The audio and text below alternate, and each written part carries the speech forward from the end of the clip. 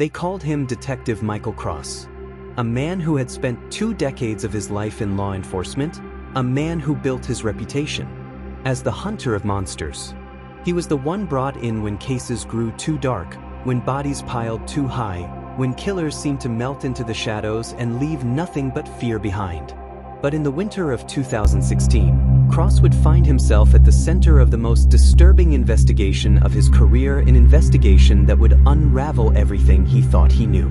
About justice, about crime, and about himself. It started with a single victim. A young woman, late 20s, was discovered in an abandoned apartment block on the south side of the city. The scene was brutal.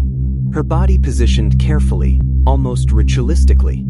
A single red ribbon tied around her wrist. No forced entry. No defensive wounds. The press called it the ribbon murder. Cross knew better. He had seen enough killers in his career to know when something was just the beginning. And he was right. Within 3 weeks, another body surfaced.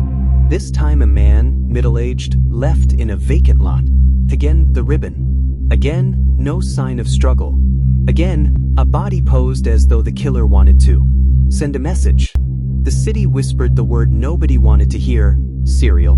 Detective Cross stepped into the role he knew so well, the hunter, the man who studies the darkness and finds the monster hiding inside it. He assembled his team, pored over evidence, traced phone records, and watched hours of security camera footage. But something was wrong. The more he dug, the more the case seemed to circle back to him. The first moment of unease came with the forensics report. On the second victim's shirt, they found trace DNA barely enough to test, degraded from exposure. But when the lab called Cross, their words chilled him to the bone. "Detective, the sample is a partial match to you." Cross froze. He told himself it was contaminated. He had been at the scene after all. Officers touch evidence, fibers transfer, DNA isn't perfect. He brushed it off, at least outwardly. But deep down, a knot of fear had formed. Still, he pressed on. And then came the third body. This one was different. Found in a motel just off the interstate. A young man, throat cut clean, a ribbon tied not around the wrist but across his mouth, silencing him forever. The killer was evolving. Detective Cross studied the crime scene photos late into the night. And then he saw it. Something nobody else noticed. On the motel's cracked nightstand, drawn faintly in dust, was a symbol. A symbol Cross knew. It was the same one he had been sketching in the margins of his notebooks since he was a teenager. A meaningless doodle. A private, unconscious habit. And now it was on a murder scene. Cross slammed the folder shut. His hand shook. This isn't possible, he thought. But the evidence was piling up. The deeper the investigation went, the worse it became. Witnesses described seeing someone near the scenes. A man, tall, dark coat, moving quickly through the night. Each description matched Cross almost perfectly. Even worse, CCTV footage recovered from a corner store showed a figure in the background, leaving just minutes before a victim was discovered. The angle was poor, the face obscured. But to Cross, staring at the screen, it was like looking into a mirror. Was it him? Or was someone trying to make it look like him? Cross began to lose sleep. He spent nights locked in his office, poring over files, scanning pages of reports until the words blurred. His colleagues noticed. They whispered that the case was consuming him. Some even suggested he step back. But how could he? If the killer was framing him, walking away would mean letting the real murderer continue unchecked. And if it wasn't a frame job, if it really was him, then walking away would mean admitting the unthinkable. The fourth victim shattered what little sanity he had left. She was found in a cabin outside the city.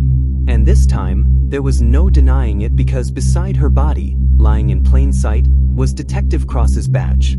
Not stolen, not a copy, his actual badge.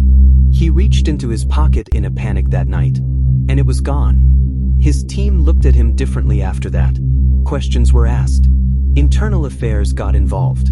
But Cross fought back, claiming he'd been set up, that someone inside the department was framing him. The department didn't suspend him. Not yet. But the whispers grew louder.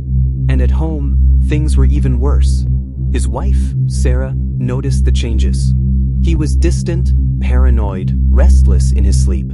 He woke in the middle of the night drenched in sweat, sometimes with dirt under his fingernails he couldn't explain. She asked questions he couldn't answer.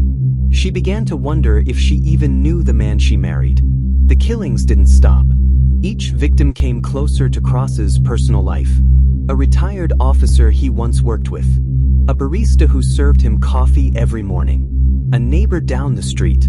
And at every scene, evidence tying back to him. A fingerprint.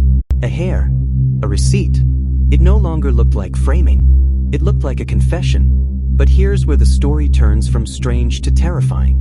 Because Cross himself began to doubt. There were hours he couldn't account for. Blackouts. Nights where he swore he was home. Asleep, but woke up with his car parked miles away, engine still warm. Was he hunting the killer? Or was he the killer all along? The investigation spiraled into chaos. The department split in two: those who believed in Cross, and those who saw him as a monster hiding in plain sight. Detectives he trained now interrogated him like a suspect. His home was searched. His computers were seized.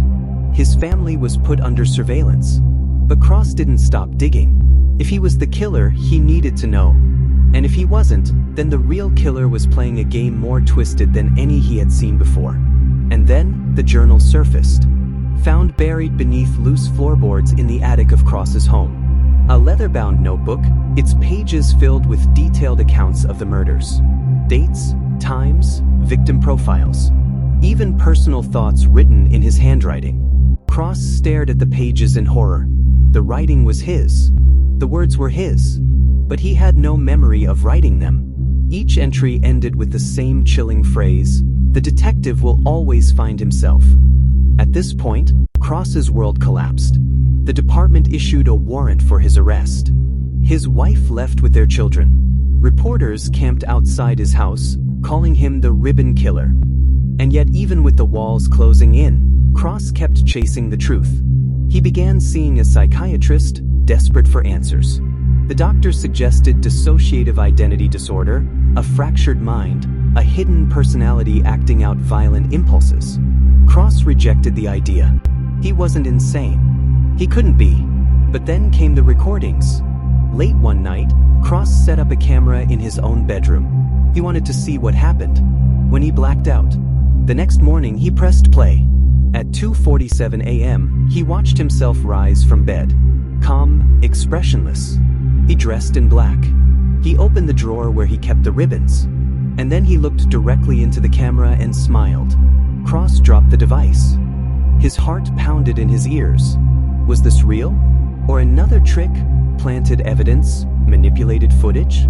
He didn't know anymore. All he knew was this. The killer he had been chasing all along might have been hiding inside him from the very beginning. But here's the most disturbing part of the story. Because the killings didn't stop after Cross was arrested. Even with him behind bars, another body surfaced. Same ribbon. Same ritual. Same message. Which means one of two things. Either Detective Michael Cross is innocent, or there's more than one ribbon killer. And if that's true, then the real hunt has only just begun. This is Crime Chronicles. Subscribe for episode 2.